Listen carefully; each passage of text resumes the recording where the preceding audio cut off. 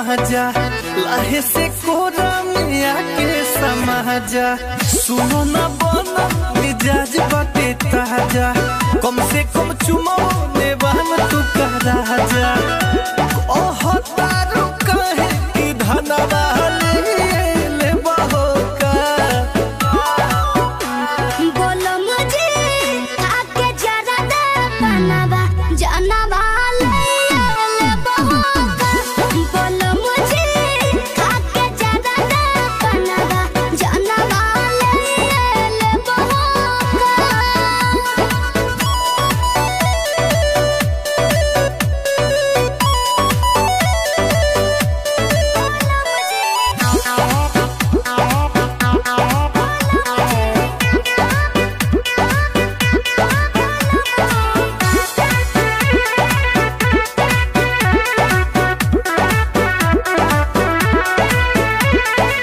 भीतर से फीलिंग जागा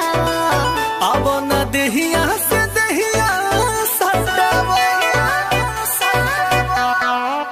तोरी दूरे हटाना ए रानी को राधा के पलटाना सोचता हर बतिया ई मनवा ले बहका बोलो मुझे खाके जरा दे बनवा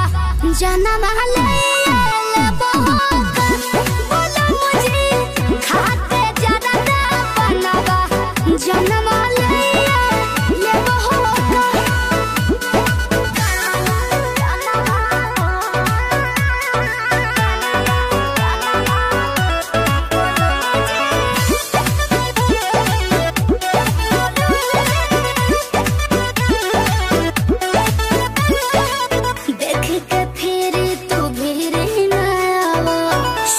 सुगनिया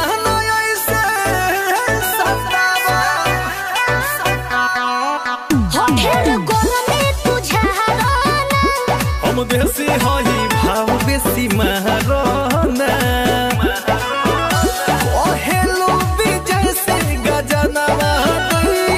दे बहोका बोलो मुझे खाके जरा दे बनवा जानवा